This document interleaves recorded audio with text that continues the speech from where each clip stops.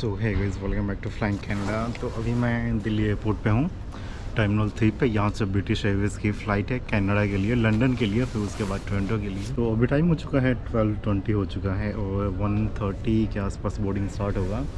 Actual flight 1:30 को ही था और 1:10 पे बोर्डिंग होना था, लेकिन 40 मिनट लेट है, तो इसलिए ये 1:30 बजे स्टार्ट होगा बोर्डिंग। और ब्रिटिश एयरवेज़ का है एयरलाइन। और तो इंडिया और कनाडा के बीच जो भी चला है अभी, उसके बीच इमिग्रेशन बहुत इजी था। मैंने इवन के अपना वर्क परमिट भी नहीं दिखाया, सिर्फ पासपोर्ट दिया, उस पर विजिटर वीज़ा का जो स्टैंप लगा होता है उससे ही मैं काम हो गया। उन्होंने कुछ नहीं पूछा क्यों जाया हूँ, कहाँ पे जाया हूँ, आपके पास स्टडी परमिट वर्क परमिट है या नहीं। जो विजिटर वीज़ा का जो TIV का स्टैंप होता है ना, उसी से हो गया। तो जो सबसे पहले डॉक्यूमेंट चेक होता है वो आपका एयरलाइंस वाले करेंगे, आपका पासपोर्ट, आपका टिकट और आपका डॉक्यूमेंट, अगर आप स्टडी परमिट पे हो। तो मेरा डॉक्यूमेंट वैसे चेक नहीं हुआ, उन लोगों ने वर्क परमिट नहीं मांगा। मैंने सिंपली उनको सीधा ही जो वीज़ा का स्टैंप लगा होता है ना TIV का, वो ओपन करके दिया था पासपोर्ट पे। तो उन लोगों ने वो देखा, उसके बाद फ्रंट पेज जो इन्फॉर्मेशन होता है सेम मैंने इमिग्रेशन के साथ किया। और जो ये पूरा प्रोसेस हुआ 45 मिनट्स लगे, आधा घंटा इमिग्रेशन में लगा। मुझसे 20 या 25 लोग आ गए थे इमिग्रेशन में। तो आप मान के चलोगे ज़्यादा भी भीड़ है ना, 1.5 आवर्स लग सकता है। तो एयरलाइन वाली लाइन होती है जहाँ पे हमें बोर्डिंग पास मिलता है, मैं 3rd नंबर पे था, वहाँ आधा घंटा लग गया। फर्स्ट वाले को कोई दिक्कत था इसीलिए, अदरवाइज़ अगर आप मिडल में हो, आपसे 10-15 जने आगे हैं, तो वहाँ पे आपका आधा घंटा इजीली लग जाएगा।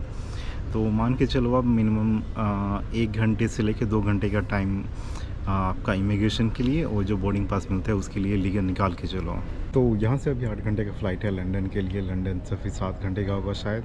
तो वहीं 8:30 यहाँ से, और 7 साढ़े 7 15 घंटे, और उसके 15 से 16 घंटे। उसके बाद जो स्टे है लंदन में 7 या 5 आवर्स का है शायद। तो एक दिन लग जाएगा, मतलब 24 आवर्स की ट्रैवलिंग हो जाएगी। तो आप ट्राई करो कि सबसे पहले जाओ बोर्डिंग पास जहाँ पे लेना होता है। अगर आप लाइन में पहले लगोगे ना, तो आपका टाइम काफ़ी बच जाएगा। सबसे फर्स्ट नंबर पे होगे, पहले 5 में होगे तो आपका बहुत टाइम बचेगा, क्योंकि आप जैसे ही निकलोगे वहाँ से सीधा आप इमिग्रेशन में जा सकते हो। अगर आपकी लाइन लंबी है बोर्डिंग पास वाली, लेट से कि अगर आप 15th नंबर पे हो, 20th नंबर पे हो, तो आपका 1 घंटा वहाँ लगेगा।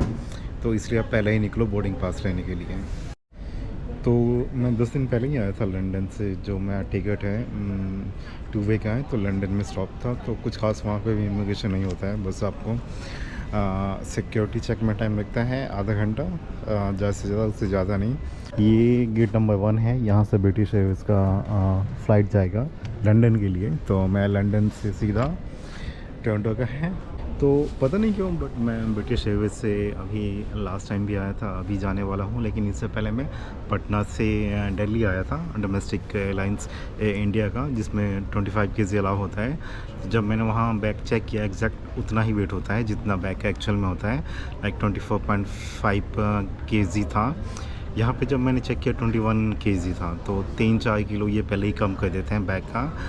तो अगर आपका टिकट ब्रिटिश एयरवेज़ में है तो आप 2 से 3 kg एक्स्ट्रा लगेज लेकर चल सकते हो। अगर आपका घर पे 23 kg है तो 25-26 kg लेकर चल सकते हो, कोई दिक्कत नहीं होने वाला। और उसके साथ ही आप लैपटॉप बैग भी अलाउ है यहाँ पे ब्रिटिश एयरवेज़ में। उसके बाद आपका जो हैंड बैग, कैबिन बैग होता है, आप अपने साथ 2 बैग और 2 एक्स्ट्रा बैग जो होते हैं आप फ़्लाइट में लेके जा सकते हैं। 2 चेक इन वाले हो गए और 2 कैरी बैग हो गए, लाइक एक आपका कैबिन बैग हो गया और एक लैपटॉप बैग हो गया।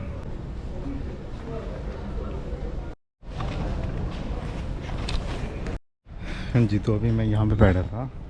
ये A-B गेट है, ये 1 होता है। तो यहाँ से सबको हटा के जो जिनका फ़्लाइट है ब्रिटिश एयरवेज का, सबका फिर से चेकिंग हुआ। वहाँ पे मशीन्स लगे हैं, पता नहीं 3-4 बार क्यों ये लोग चेक करते हैं बैग और बोर्डिंग पास। वैसे ही अंदर यहाँ पे तो बैग चेक करना बनता ही नहीं है। देवियों और सज्जनों, कृपया इस विलंब सूचना की ओर ध्यान दें। लंदन को जाने वाली ब्रिटिश एयरवेज की उड़ान 142 दिल्ली में विमान के देर से आने के कारण रात के 2:10 तक विलंब है। हम रात के 1:30 पर एयरक्राफ्ट बोर्डिंग शुरू करने की उम्मीद करते हैं। इस विलंब के लिए हम क्षमा चाहते हैं। हाँ जी, तो अभी मैं लंदन पहुंच गया हूँ। बहुत ईजी है यहाँ पे, आपको सिर्फ प्रॉपर लाइन फॉलो करना है। पर्पल लाइन फॉलो करना है कनेक्टिंग फ़्लाइट्स के लिए। अगर आप टोरंटो जाते हो, कनाडा में जाते हो यहाँ से लंदन से, तो कनेक्टिंग फ़्लाइट्स के लिए पर्पल कलर है और बहुत ईजी है। या तो आप एलिवेटर यूज़ कर सकते हो, मैं लिफ्ट से आया वो सामने देखो। और BC गेट्स, मुझे एक गेट्स पे जाना है तो यहाँ से मैं मेट्रो लूँगा। इस साइड भी मेट्रो है, ये देखो BC।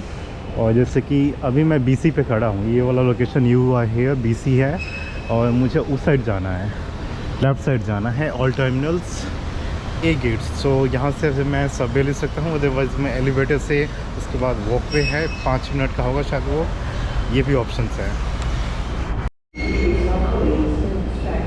तो जैसे अभी ये मेट्रो आ चुका है, उस साइड से गेट ओपन है, इस साइड से अभी ओपन होगा तो इधर से हम लोग चढ़ेंगे। इस साइड भी है मेट्रो। तो जैसे अगर कनेक्टिंग फ़्लाइट है पर्पल लाइन वाला फ़्लाइट कनेक्शंस, तो you are here transit to A gates जाना है। तो सबसे पहले सिक्योरिटी होगा, डिपार्चर लॉन्च, उसके बाद डिपार्चर गेट्स। तो ये 2-3 प्रोसेस हैं।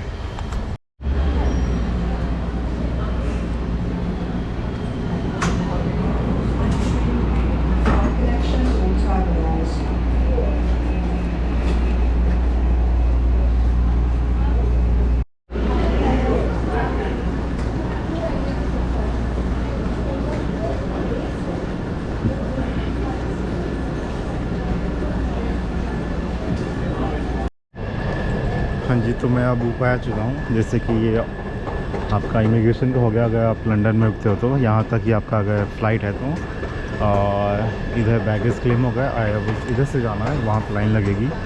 अगर आपकी कनेक्टिंग फ़्लाइट है तो आपको कुछ नहीं करना, ये पर्पल लाइन फॉलो करना है, flight connection terminal 5 ABC gates. और यहाँ पे आप अपना स्क्रीन पे ना फ़्लाइट का इन्फॉर्मेशन देख सकते हो।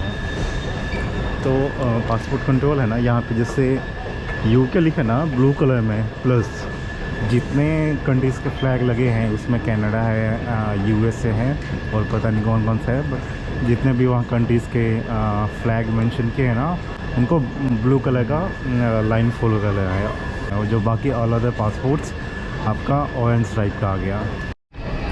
और हाँ, मोस्टली जो कनेक्टिंग फ़्लाइट होती है ना, हम इंडियंस की जो 1 स्टे टोरंटो का होगा, सेम टर्मिनल से होता है, टर्मिनल 5 से। अगर आपका टर्मिनल 2 से ही है ना, तो ये देखो यहाँ पर लगा है, हमको एलिवेटर से नीचे जाना है, तो आप ऊपर नहीं जा सकते अगर नीचे गए तो। अगर 5 है ऊपर ही आना है आपको। तो अभी मैं चलता हूँ इस साइड।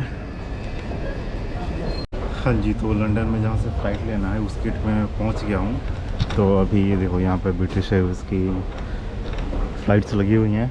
तो मैं बताता हूँ सबसे पहले क्या होता है यहाँ पे। जब आप दिल्ली से लंदन आओगे, लंदन के बाद आपका सबसे पहले बोर्डिंग पास चेक होता है, मशीन्स होते हैं, बस आपको वहाँ पे बोर्डिंग पास टैप करना है तो वो गेट।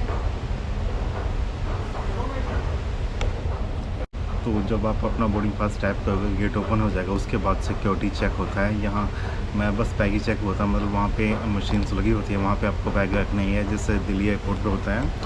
लेकिन आपको डिपेंड करता है चेक करेंगे नहीं, वो मतलब मशीन में देख लेते हैं कि हाँ बॉडी में कुछ मेटल वेटल नहीं है, तो चेक नहीं करते, ऐसे ही जाने देते हैं। बस आपका सामान चेक होता है, उसके बाद कुछ नहीं करना है, आपको वेट करना है। स्क्रीन्स लगे होते हैं वहाँ पे, आपको गेट का जो नंबर होता है वो डिस्प्ले करेगा कि इतने बजे आपका गेट डिस्प्ले होगा। तो जब वो टाइम आ जाता है, जैसे मैं 11:45 पे शो कर रहा था कि 11:45 पे शो करेगा गेट नंबर कौन सा है। तो अभी टाइम हो चुका है 12 हो चुका है शायद, देखो 12:05 हो गया है। तो फिर अभी मैं ऊपर आ गया हूँ। यहाँ पे बहुत इजी है, मतलब अगर आपका 1.5 घंटे का स्टे भी है ना, तो ईज़िली आप टाइम कवर कर सकते हो। तो जो यहाँ से फ़्लाइट है टोरंटो का 7.5 घंटे का ट्रैवल टाइम है, 7.5 घंटे का फ़्लाइट है। तो अब सीधा मिलते हैं वहीं पे, देखते हैं क्या इमिग्रेशन में वहाँ कितना टाइम लगता है, लेट्स सी। तो ये देखो वोट्स फाई करने के लिए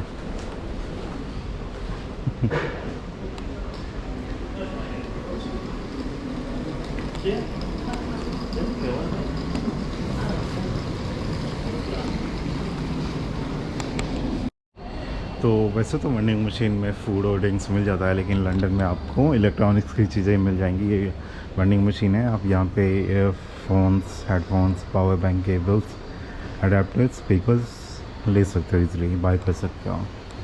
तो अगर मैं देखता हूँ ना, यहाँ पे क्लिक करने पे ये ऑप्शन आ जाता है।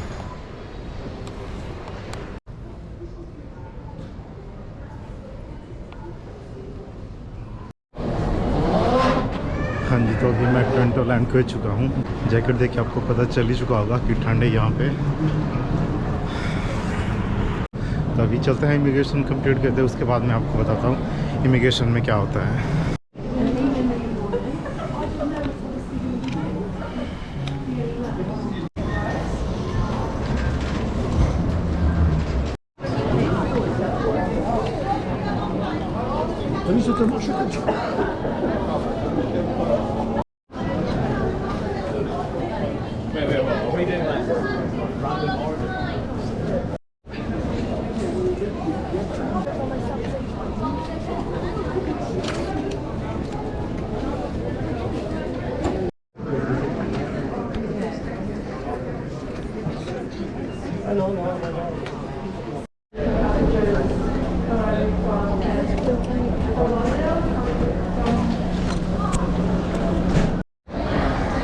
हाँ जी गाइस, तो इमिग्रेशन हो चुका है। बैग भी मुझे यहाँ से इजीली मिल गया। दोनों एक साथ ही थे वहाँ पे, बाहर ही रखे हुए थे। और इमिग्रेशन में कुछ नहीं पूछा, बस वर्क परमिट देखा, उसके बाद जाने दिया। हार्डली मेरे कल आधा घंटा लगा होगा क्यू में। तो अभी 4 o'clock को मैं कल फ्लाइट लैंड हो गया था, 5 बज गए हैं, 1 घंटा लग गया वैसे सब प्रोसेस रन होने में। तो अभी मैं चलता हूँ घर, सीधा वहीं बात करते हैं।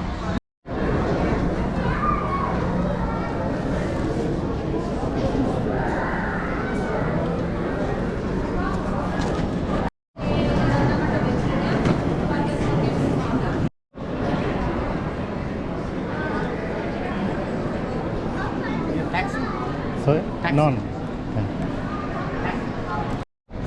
हाँ जी, तो सब कुछ क्लियर हो चुका है। ये अपना बैगेज है। और मैं सिम गुम हो गया था इंडिया में, फिर मैंने यहाँ पे लिया।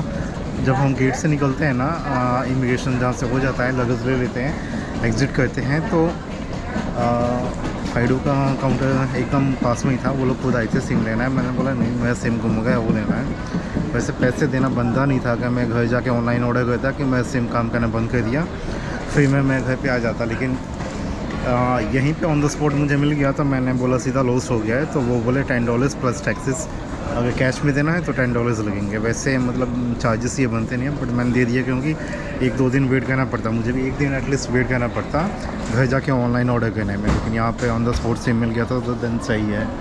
तो अभी मैं यहाँ पे ए से ई वाले गेट पे खड़ा हूँ। ये ई गेट है, यहाँ से एग्ज़िट लूँगा अब। उसके बाद सीधा घर चलते हैं। इमिग्रेशन में कुछ भी नहीं हुआ, सिर्फ पासपोर्ट देखा। उसके बाद पूछा कि मतलब कितने टाइम के लिए बाहर गए थे, इंडिया गए थे। मैंने बोला 2 हफ्ते। और फर्स्ट टाइम आए हो या मैंने बोला 3-4 टाइम्स आ चुका हूँ। उसके बाद उसने वर्क परमिट दिखाने को बोला, और मैंने उससे पूछा भी वर्क परमिट हमेशा कैरी करना है क्या, जब भी हम आउटसाइड जाते हैं कनाडा से, तो बोलते हैं हाँ, आपको हमेशा साथ में रखना है। और इंडिया में भी कोई दिक्कत नहीं हुआ, तो वहाँ पे कुछ नहीं चेक किया, बस पासपोर्ट चेक किया था वहाँ पे। तो यही था आज का वीडियो। ये होप आपको सब इन्फॉर्मेशन मिल गया होगा। तो आपको कोई भी इन्फॉर्मेशन चाहिए किसी भी चीज़ की रिलेटेड, मुझे मैसेज कर देना इंस्टाग्राम पे या कमेंट कर देना, मैं रिप्लाई कर दूँगा।